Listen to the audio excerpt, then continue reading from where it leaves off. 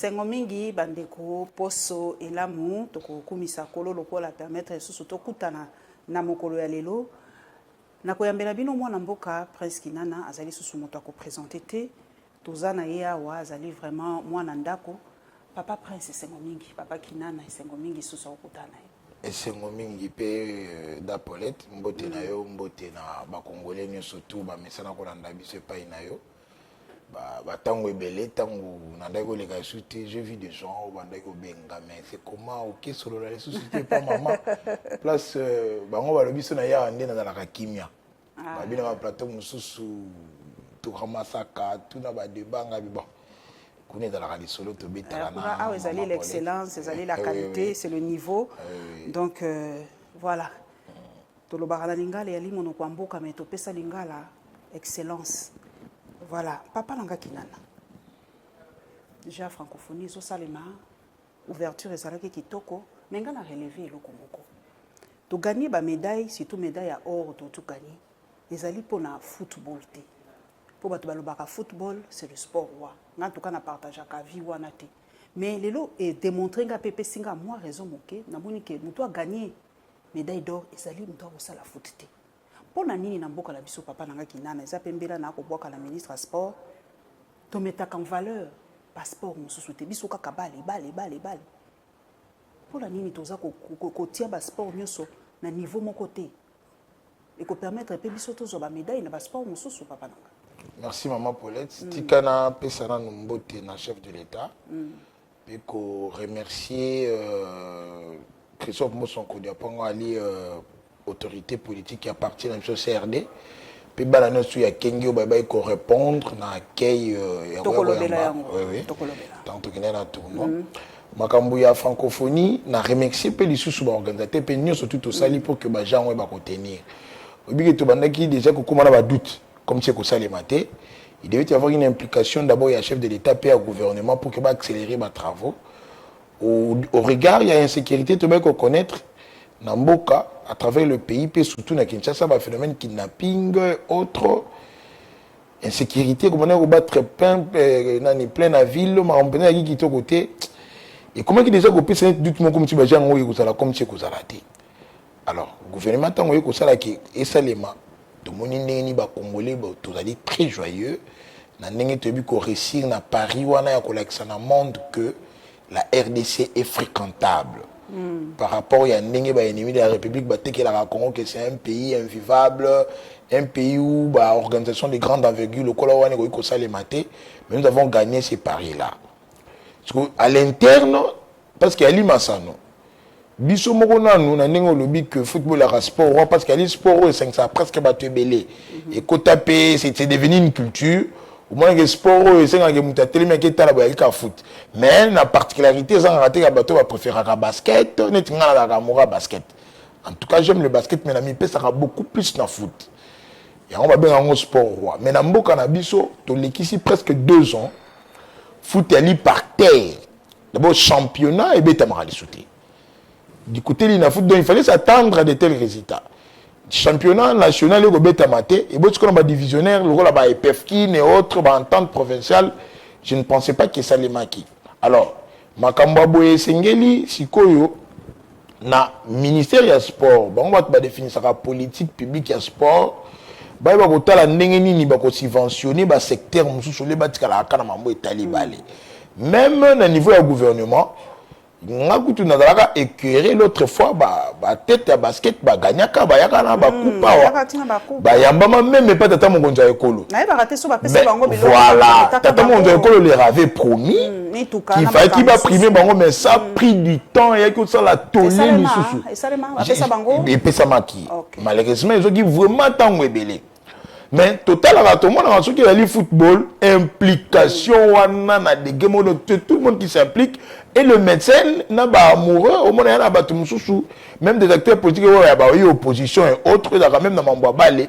vous sentez qu'ils viennent en tant que supporters ils viennent ba yeko ko PC là nini ko cha quand même la main dans la pâte par rapport au pays il y a ba sport il y a ba discipline mususu communication on peut ça les bien. Je n'ai jamais vu couverture médiatique il y a championnat élite par exemple Il y a toute une fédération à lutte. Il fait découvrir encore qu'en découvrir en jeu à francophonie. Mais il y a toute une fédération chargée à lutte, Fécolita. Toute une fédération qu'on organise. Mais beaucoup plus discipline il faut un raffondement dans un comité olympique qui est cannabis. Oh le mutako dirigeant pasteur Amos Mbayo. C'est lui qui doit faire beaucoup de travail pour que la discipline ne soit pas pour éviter politique publique la gestion managériale pour que la discipline ne soit pas rayonner. Aujourd'hui, tant que foot et qui on a vu le basket prendre la relève, les luttes relève, même judo aussi. Dernièrement, les basketteuses ont gagné, ont remporté la médaille na Rwanda. Donc, ce n'est pas tard. Pendant que Babo va réformer au niveau du football, qu'il puise le talent la discipline pour faire la fierté de la République. Merci, Papa Kinana. Tokota siko na sujet muko, tokota na politique. Papa Kinana, ezolo ba mingi. Ba kambo ya ba suppléant, oh, ba konzi mingi.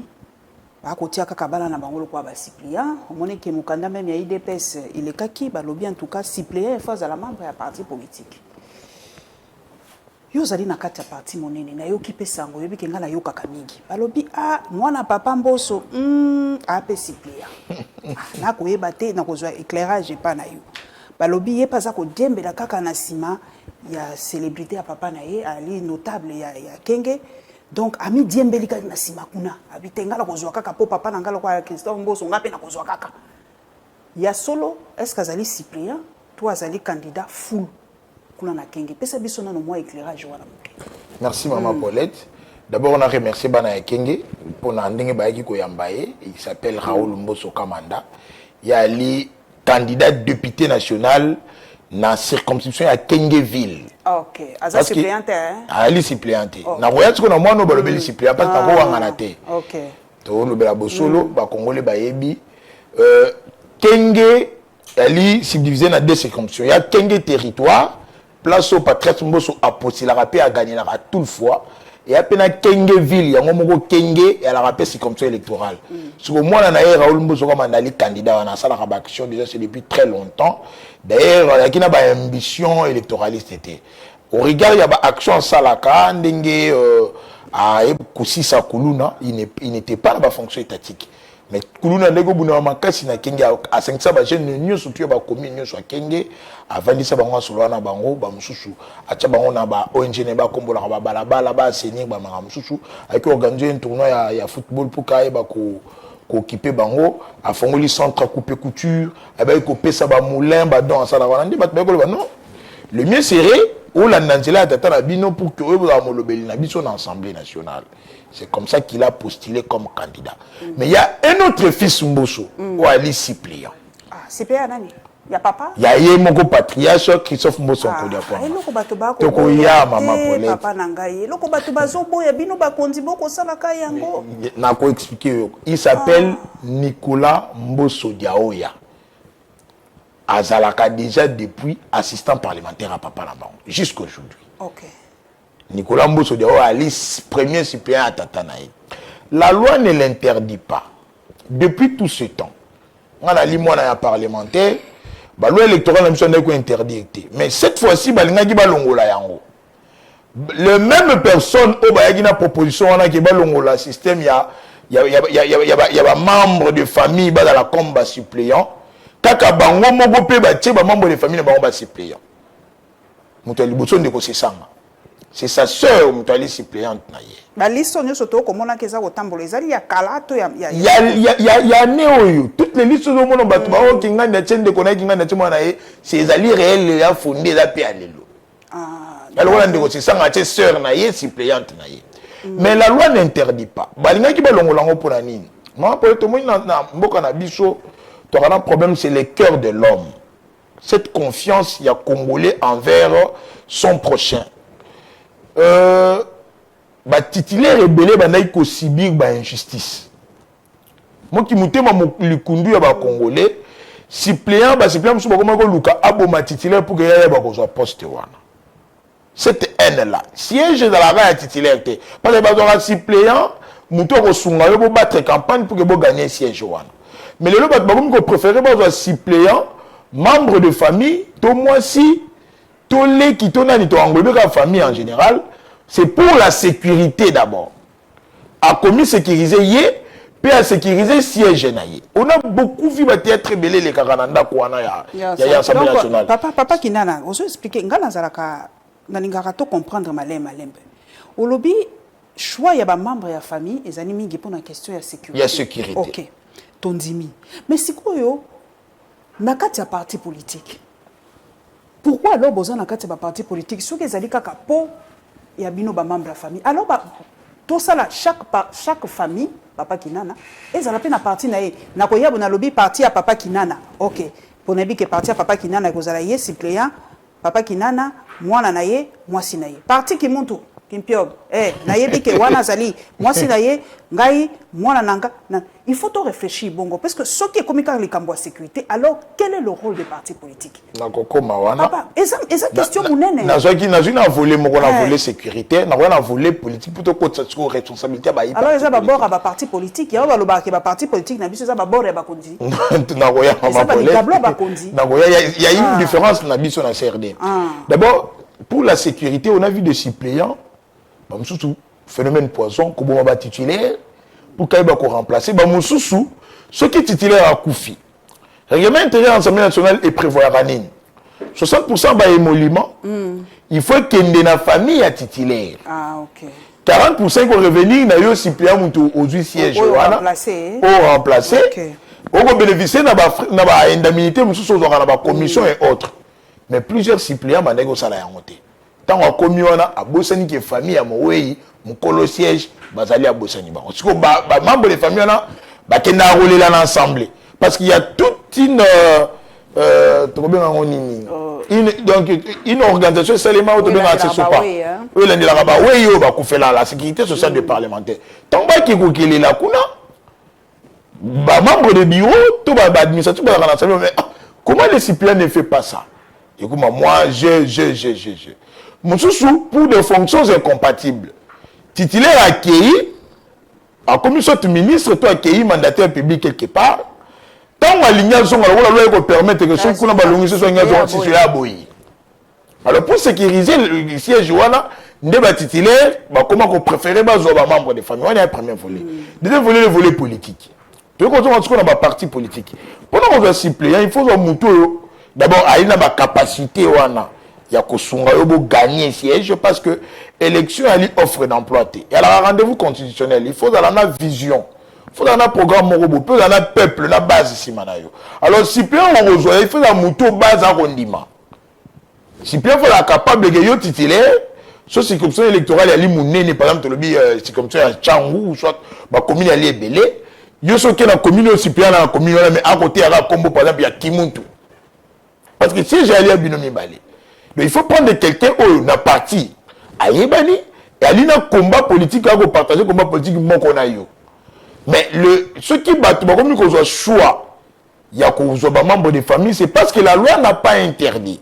Ce qui n'est pas interdit est permis. Nous avons pensé d'abord pour un leader, le rôle de Christophe Mbosso, qui s'est toujours affirmé. Le lot où ceux qui tournent sur battre record, il sera le premier des députés élu 8 fois. Na Kenge territoire. C'est oui pour une première. C'est pour cela, pour sécuriser son siège, pour que Bana Kenge va se retrouver orphelin. Il n'est pas de notre province, il n'est pas de la province de Kenge. C'est comme ça qu'il a choisi Nicolas par rapport à la compétence que Babtiki doit aller dans Yango. Ok, tu comprends de moi, Mouké. Donc, Ezali Kakapona Nikambo sécurité, puis pour protéger le poste de Bango. Mais c'est quoi, yo?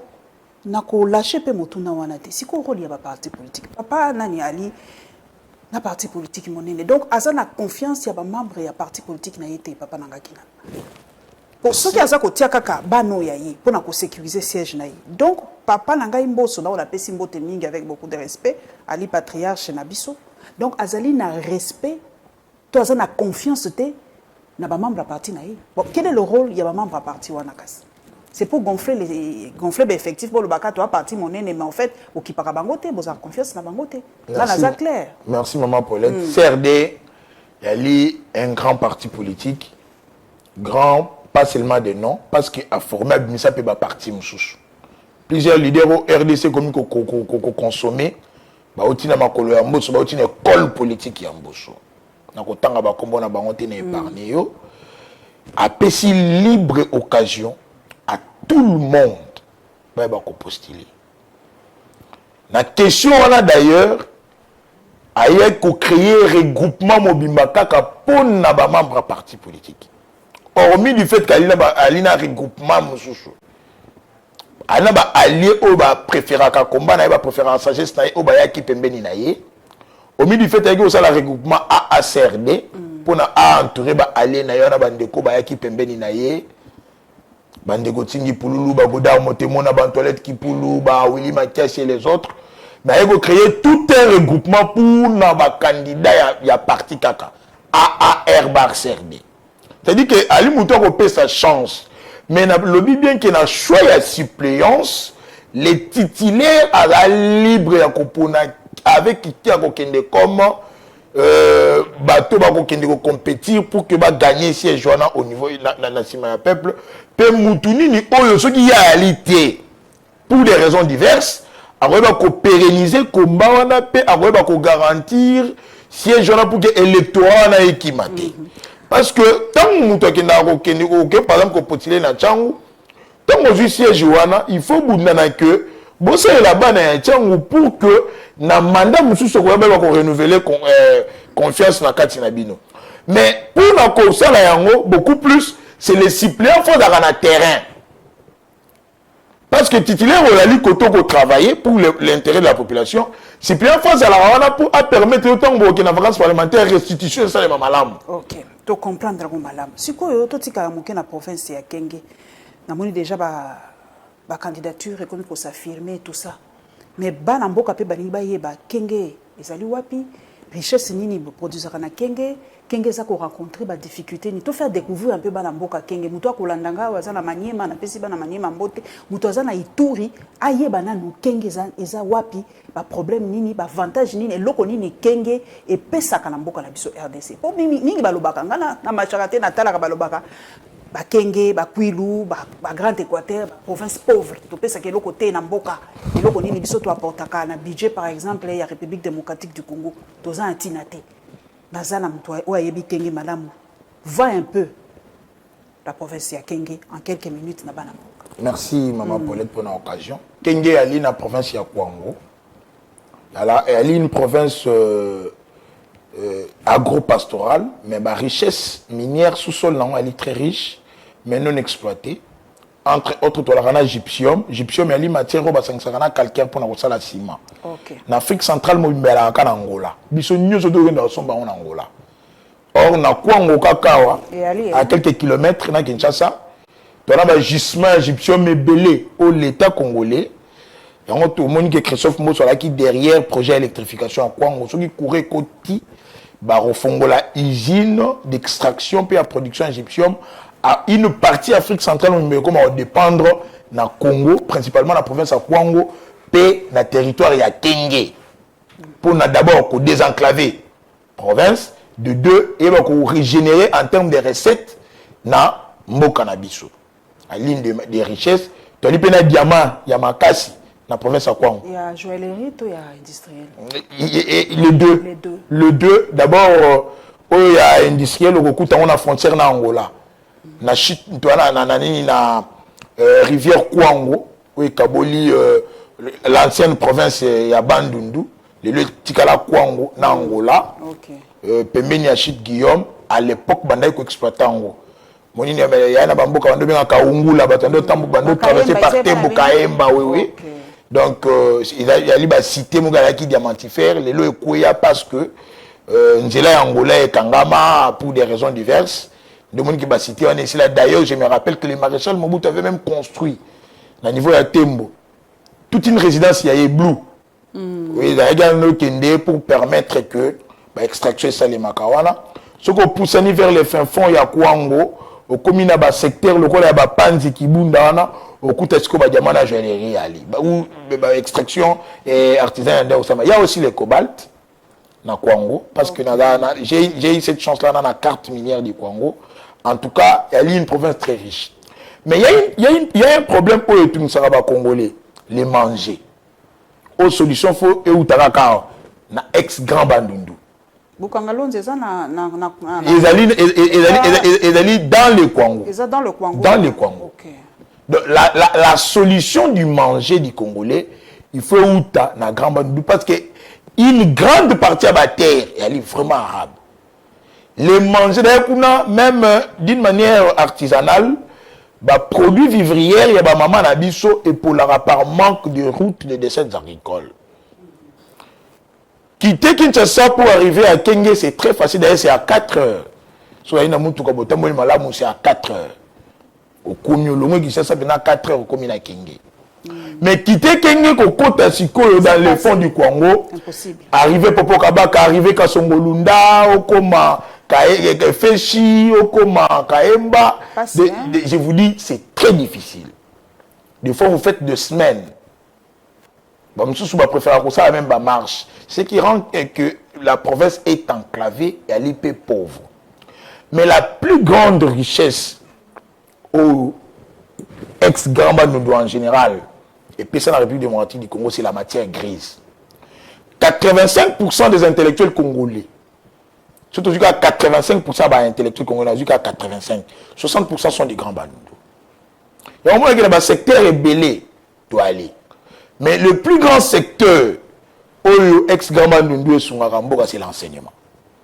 Ce qui est dans le ministère de l'enseignement, au moins que l'enseignement est venu, même les Belges va comprendre que le Coran. Mon Belge est envoyé pour la redistribution des richesses, il va poste de responsabilité à gouper par province. À Zimbongo, à Pessi Congo. La ministère de l'économie, c'est ok, au bout de beaucoup plus, ce sont le Congo, parce qu'ils savent gérer l'argent. Un Congo, mais il a pris l'enseignement à Pessiango dans Grand Bandundu. Kinzenga fit le premier professeur de philosophie dans Congo. Mais à l'époque, il n'était pas licencié. À Tansana Saint-Ana, à Tansana Mindele. Le Kimuntu Kimpio Boba Kenda, l'ancien président de l'Assemblée nationale, très intelligent. Il est le seul d'ailleurs à ça là, 2 fois président de l'Assemblée nationale. Votre papa, bien sûr, des restes mémoire. Donc, au moment où les Grands Bandundu regorgent en termes, il y a la capacité cognitive de la République, Lélo, c'est aujourd'hui, maintenant qu'il y a d'autres provinces, à travers d'autres filières, mais jusqu'à preuve du contexte, Lélo, en ce qui concerne l'intelligence congolaise, est vendée dans Grand Bandundu. Nous ne sommes pas une province pauvre, mais il a rendu que sur la volonté politique que nous avons à Abisso. Merci. En tout cas, est-ce que tu as un dossier au Pesa Kotoumisa Banamboka?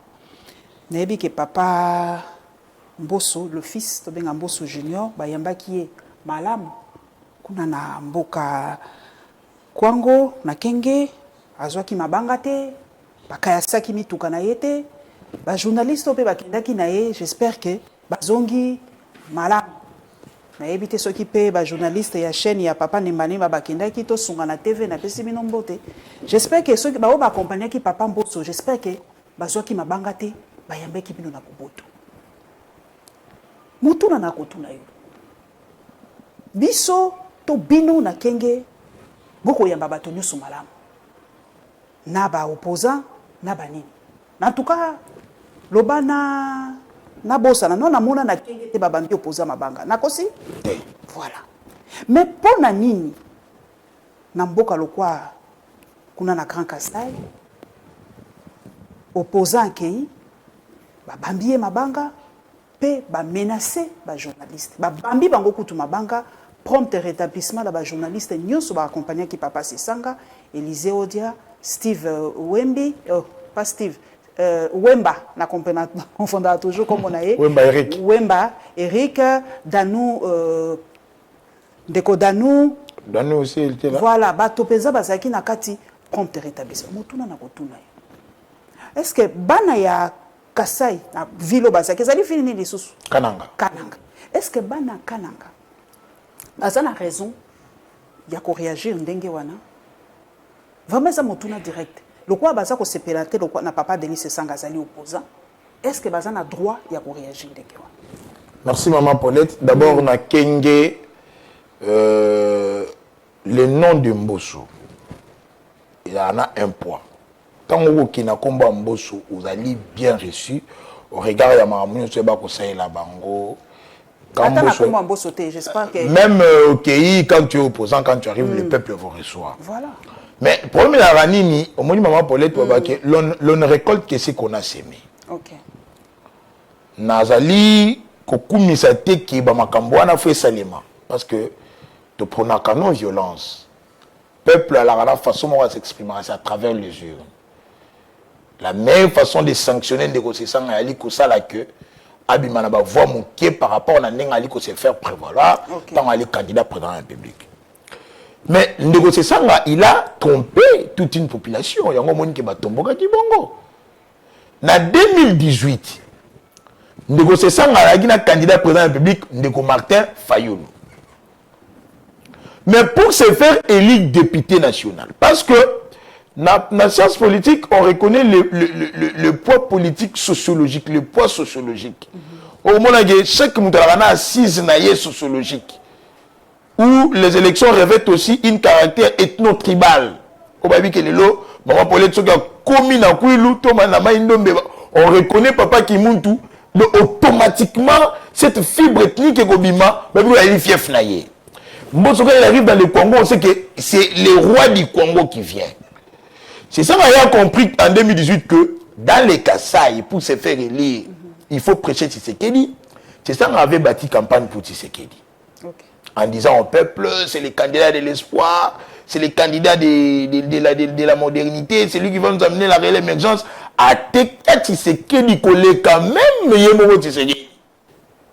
Il n'est pas le seul. Il y a Sessanga, il y a Claudel Lubaya. Les images sont là. À l'époque, il y a un regroupement de Katumbi. Mais ils avaient comme candidat pour la République de Fayoulou. Ils n'ont pas parlé de Fayoulou. Non, il avait comme candidat Fayoulou à l'époque. À l'époque. Okay. Il n'a pas parlé de Fayoulou. À Tambala Moroté. Pour se faire élire député. Mais tu viens tromper le peuple. Mais après les élections, le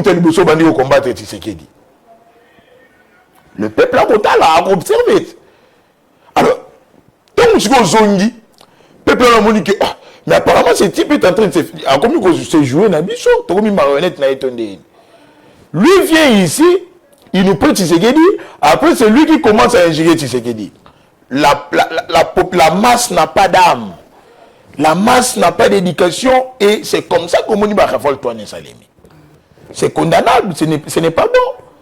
Comme il y a une connotation politique, ou bien c'est que lui-même avait sémé au départ. Sémé kaka, oyoya a récolté. Oui, a récolté kaka semaki. Azapé kaka ye mon côté nakawana. Ba tuka bolimbi sanga me yali eloko ya vérité. Nakozwa papa lemba lemba. Kala mingi te moto moka komininga lobi papa biso tokalisa ki papa lemba lemba zalaki na opposition. Mais Azalaki n'a regroupement et Papa Bahati en fait qui était du FCC. Du FCC à l'époque du pouvoir. Batomingi Bazalaki ezali vérité. Junior le Malemba na respecta Kayemingi. Beaucoup de respect na Papa Léon le Malemba. Mais bana mboka pe musu bazaki déçu, yali vérité. Ah bon, Azalaki koyela biso na maloba mususu nzoka Azalaki na regroupement ou ezalaki na pouvoir. Sikoyo yozali un homme politique. Vous allez payer analyste politique. Yebisa biso. Bana mboka basko ba exiger nini na ba homme politique o basko ko battre o bako sala campagne sikoyo ba lo baka vérité ba mi bomba ka te na sima na yeboye na zana sima oyo mena ko sala likambobo yo eloko nini ko yebisa ba candidat nyonso bazali ba assumer pondé na uti pe lelo lususu kotanga bebi ngai mama Geneviève Vinagozi a postulé na cadre ya parti ya mama Fifi Masuka on a linga kapé na respecta kamingi ou azali membre ya Union Sacrée. Mais Geneviève Vinagozi azali parmi les durs et les durs du FCC. Siko vérité ezali wapi? La classe politique congolaise, la plupart ba la rabattu et vanda sur l'hypocrisie électorale. Ba on batikala la définition politique ou ya kalake politique ali démagogie kokosa. Or dans l'échéance électorale, il y a cette sincérité électorale. Et la plupart des candidats FCC en 2018, ça a une campagne pour la chadarité. Bah, même Chadari il avait fichi na bangoté. Parce qu'il n'avait pas de discours. Donc, il y a élection, il y a la force à la programme, vision, discours au même, peine à peuple. Mais bon, on a dit que vendre Chadari, c'était les amis qu'on reçoit. Et alors, on a monté la campagne na Kimbanteke. Mais on filme à Fayoulou. Je ne dis pas que Fayoulou est meilleur. Mais Nathalie a dit fait qu'un fief naturel qui est sociologiquement parlant du Grand Bandundu.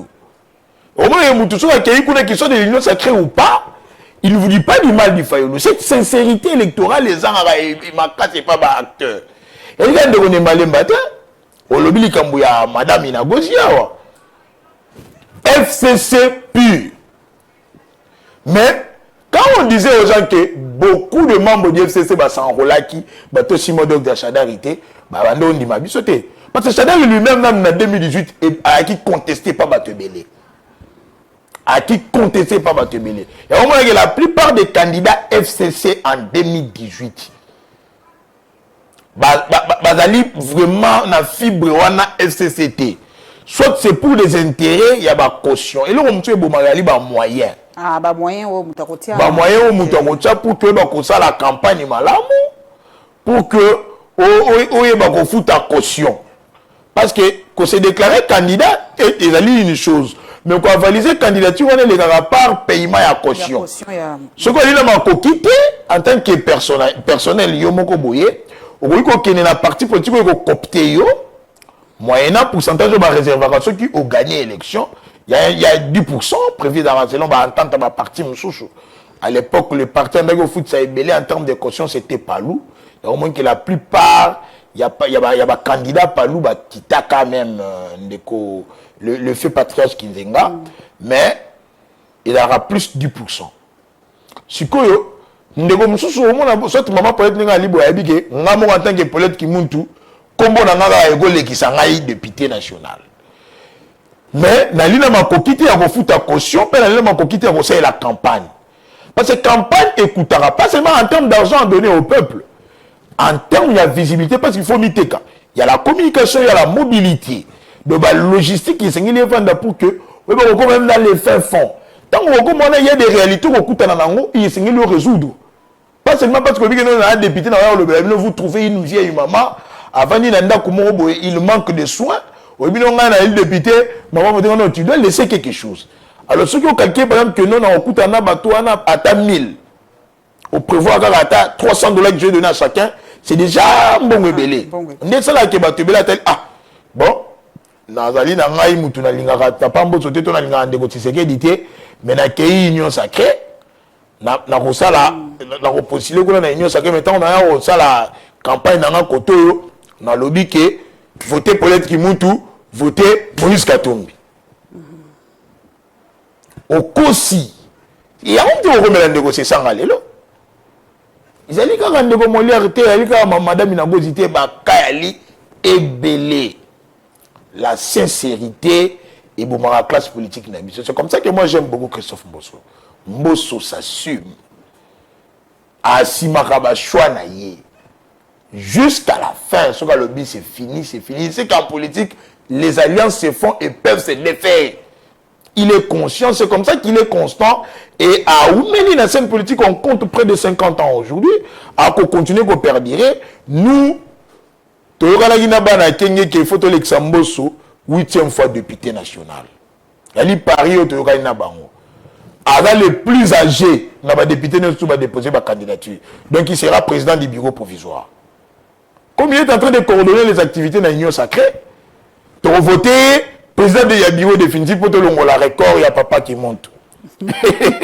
Alors, 2 fois président du bureau définitif à l'Assemblée nationale. Ah, voilà. Parce que c'est un politique sincère. Qui monte aller comme maman. Ah, ok. Papa Kimpio. Donc, parce que c'est un homme politique sincère. La sincérité, oui, la vérité politique, et le d'une certaine façon, mais il y a de ces moments-là, il ne faut pas qu'on cause ça. Par exemple, là, quand il s'agit de choix. Il faut députer base à la sincère.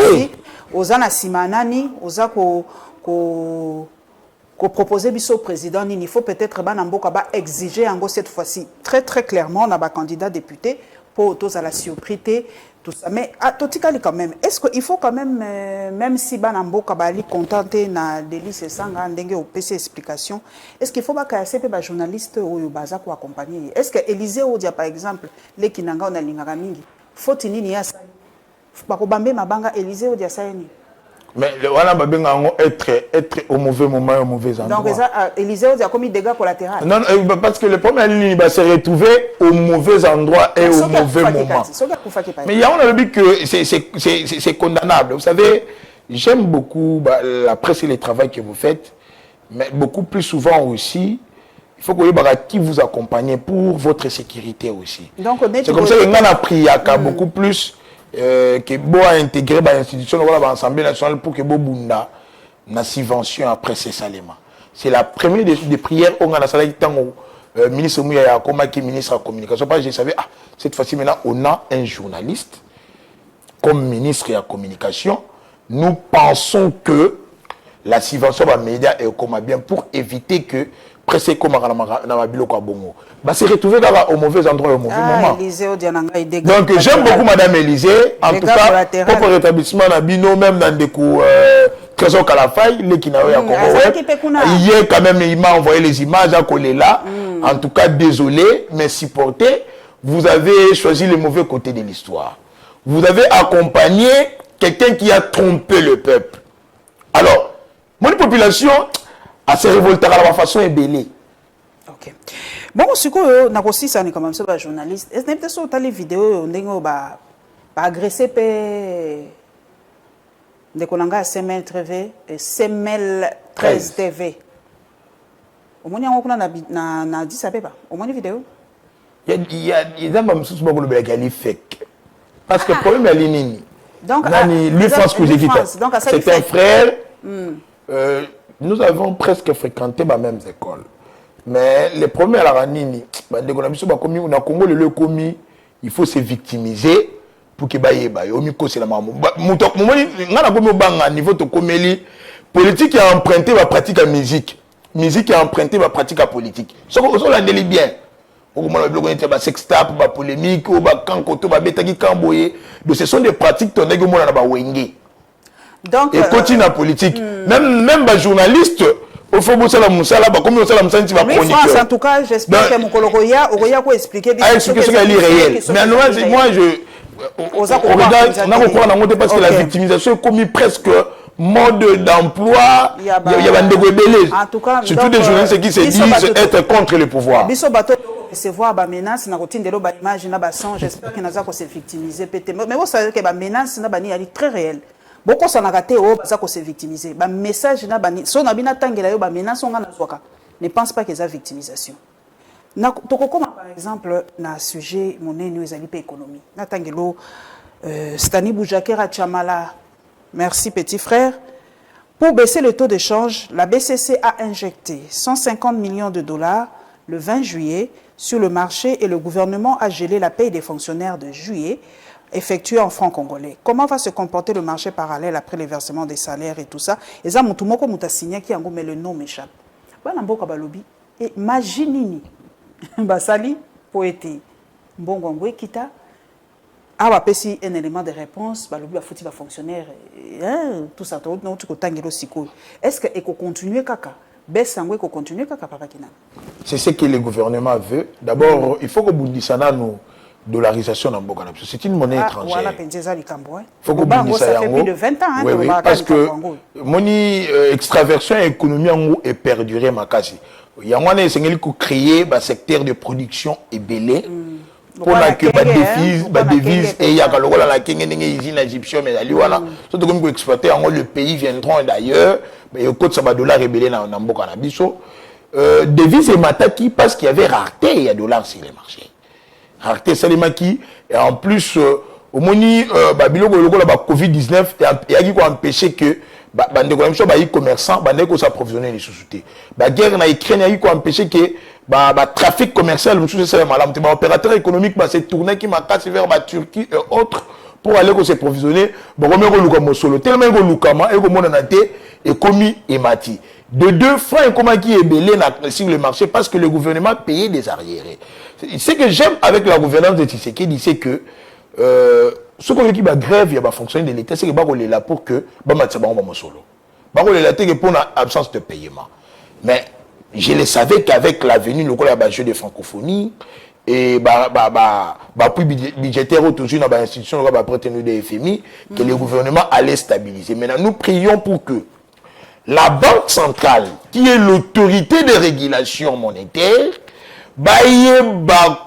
utiliser à bon escient mon soloana, définir ensemble avec Victor Caméré une politique publique de gestion de la finance pour que équitable, même jusqu'à 19 ou pas 18. Parce que de là, comment la monnaie de référence dans Mboka Nabiso. Or, c'est le franc congolais qui est l'unité monétaire dans Mboka. Il faut pas combattre le paiement des loyers en dollars. Les lois, combien de temps qui sont ont été taxés en dollars, et comme même les produits vivriers, pour nous qui sont la même chose, on va remettre en dollars. Même crédit, il n'y a pas vous taxe en dollars. Ce sont des choses au gouvernement, c'est les télémés là. Comment faire la fixe. Que Vital Kamere tienne une fiche technique fixant le prix ensemble avec les opérateurs économiques. La même magie que le gouvernement utilise dans le secteur pétrolier pour faire que le prix à pétrole et connaître flambé, attention en subventionnant les opérateurs pétroliers, ils peuvent aussi le faire dans le secteur local. Il y a des produits vivriers au niveau du marché. Thompson, ce que le peuple mange, on leur subventionne aussi pour éviter que la fluctuation des prix et salemaka. Même l'eau à 500 francs, vous revenez de mieux côté en 1500. Soit ce n'est pas une mauvaise foi, il y a des Congolais qui fixent des prix comme Balingi, parce que dans notre pays, tout Congolais est libre de fixer les prix. Or, c'est l'émanation même du ministère de l'économie avec l'inspection, l'inspecteur comme le service de l'État est comme qui défaillant, peu faillible. À niveau même, il y a entité territoriale et autres. À niveau national, on a des gens qui en ont l'expérience. Le la caméra, il est docteur en économie, il s'en connaît. Il doit quand même faire en sorte qu'il tenir ma fiche technique et ma équitative à niveau assez. Ok. Donc, ce qui est un sujet, tu as continuer, sujet, mon sous-sous, ça, pour l'obisapé, banamboka mingi, ils ont relation, hein, tu continues la diplomatie, ok, entre Congo et Ngambo na Rwanda. Papa Nangai et l'obisi bateau. Na moni même que ministre na bango ya communication, dépêcha qui est mbango pour ça la éclairage. Mais na landi une dame une congolaise lambda pour ils allaient toucher bango balobi. Et ça li passe pe na ba congolais mingi mais tokomi kofingana likambo zo leka kuna na likolo biso ba population tokomi kofingana yo zali moto abwani ya papa Kinana. Est-ce que relation wana oyo ba approfondir entre Congo Brazza na Congo na Rwanda, est-ce que biso tokozala léser? Est-ce que Congo na biso il faut to banga po balobi ba pesi bango ba terre kuna ba bokola ba bibwele na bango? Est-ce que ezali danger pour na biso na Congo? Congo azapé après toi azali pays indépendant souverain ko ça la relation na motonyo salingi pour na biso pour na nini biso ba congolais toi ko telemeli yango pe toi ko loba mingi par rapport à likambo wana. Merci maman Paulette. Ngana yebaka yango déjà que depuis que ndeko Sassou andima ko pesa ndeko Kagame toute une île. Là en face à Kwamut l'île Mbamu. Oh, ezande Mbamu nde apesa. Mbamu ba pesa na gouvernement ya Rwanda pour une durée il y a plus de 10 ans pour des raisons agricoles parce que au niveau Rwanda ba qui na problème à mabélé. Mais la relation comme qui koya ko s'intensifier ti comme que ba Rwandais ba koya na Brazza sans visa. Botavila bako qui na Rwanda paie sans visa. Et comme bongo. Et comme qui bongo. Bali libre parce que na Rwanda, na Congo, elle est état indépendant. On reconnaît le souverainisme qu'on reconnaît dans ba pays wana. De la même manière aussi, je peux te dire un état souverain. Mais c'est à nous maintenant, il y a koyeba ko bongisa armée na biso. Parce que tu as dit que le Rwanda alors toujours na ba velléité à ko kamba Congo au regard ya ba richesse to la kana yango. Et que aussi plusieurs pays de l'Afrique, les gens ont faire face au néocolonialisme. Bah, mine la colonisation qui biso, bah, il y a tout le monde de paix, la biso, comment le coloniser biso en pillant nos minerais. Et la Libye, on est tout bongisa mapinga, que nous réformions l'armée, tout peut ça mapinga, une logistique moderne, peut mon solo et singeli pour que bangon ait l'habilité de défendre et coloper mon éléango au prix de leur sang. Mais ce n'est que normal que Ndeko Sassou Ndeko Kagame bayokana, parce que les deux ce sont des dictateurs. Je te dis, démocrate. Sassou c'est un fin dictateur. Il a fait combien d'années dans le pouvoir? À un moment là, il y a RDC qui a des cycles électoraux, RDC qui a des la démocratie, un démocrate et un dictateur bayokana te. Ndeko Nabiso waze koloba ke poto tambola nzela mo singito za la maele mo pe bozo ba moko. Dis-moi qui tu feras, je te dis qui tu es. Kagame est un dictateur, Sassou un dictateur, ce n'est que normal. Mais Félix, c'est pas à un moment qui très très proche. Mais au regard, il y a des relations diplomatiques. La RDC, au Monimbo Kane, toi la loco, la toi la taille à un pays continent. Nous sommes un pays à une vocation africaine. Bah livre comment même pour dire que le développement de l'Afrique dépend d'Isaïr à l'époque. Les lois à Congo. Au regard, il y a un kita autolina yango, bah maï. On nous a promis des guerres, les colons à maï. On nous promet des guerres où on tue nos populations à cause de minéraux stratégiques, le col à pyrochlore, na kichiche ne mota ko boma tout dernièrement. Donc c'est à nous de yota là que na ma collaboration to ke négociala bilatéraux, multilatéraux, régionaux, sous-régionaux, même internationaux. Bah relations internationales que tout le monde ko négociala. Il faut à base d'une sincérité. Malgré que dans des relations diplomatiques, la sincérité, il n'y en a pas parce qu'il y a des intérêts. Mais il faudrait que le chef de l'État ou le gouvernement, ensemble, dans le Parlement, va veiller que tout se retrouvera dans le Oyo, mais nous devons être aussi dans l'organisation ébélée, en bon terme avec ses voisins, pour éviter la velléité expansionniste. Neti le long de Kosassou a comme servir de base arrière na Rwanda. La même chose pour l'ennemi guerre russo-ukrainienne. Parce que les Américains ont voulu installer base na bango na niveau de l'Ukraine. Autant. Et ils se dit, oh, mais aussi accord, de la même manière que vous m'avez chassé na Kiba, comment Poutine déclare la guerre. De la même manière aussi que Bissot peut se témoigner que le Congo-Brazza continue d'être une base arrière pour le Rwanda. On peut déclarer la guerre contre le Congo-Brazza, mais ce qui ne va pas nous profiter parce que nous avons des peuples autopartageants, presque la même culture. Il y a les Teke chez nous, il y a les Teke là-bas. Bah, presque la même chose. Il y a les Zombo chez nous, il y a les Zombo là-bas. Donc, tu as la culture Moko, tu as presque le même repas. Donc, la langue Moko, nous sommes deux peuples soudés. Nous sommes des Bantous, il y a vraiment profitable pour les deux pays.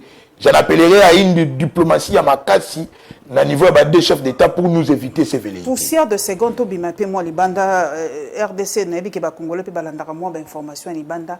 Malobano mouké par rapport à dernier coup d'État na Niger. Batubalobi, en tout cas, biloko ba coup d'État où ils ont les sous-sous. Surtout qu'on a na Ouest, c'est vraiment récurrent. Na Burkina Faso, c'était pas très longtemps. Na Niger, les lots. Est-ce que l'armée, ils ont des derniers remparts pour les pays africains? Pour ce bazar, on a politique, armée télémagazine. Est-ce que l'armée a les derniers remparts pour sauver les pays africains? C'est condamnable d'aller le moins soutenir parce que le pouvoir est à la peuple. Nous avons un peuple. Le peuple dicter mode d'acquisition en pouvoir. Nous ne pouvons pas soutenir le bleu. C'est comme ça que nous prenons beaucoup plus que les pays africains et comme beaucoup plus démocratique. Mais le coup d'État qui perdurer en Afrique, c'est par rapport à un mode d'utilisation en pouvoir. En Afrique, les pouvoirs sont utilisés d'une manière toujours traditionnelle. Le chef d'État s'érige en chef coutumier. Comme le dernier rempart dans Bamboka.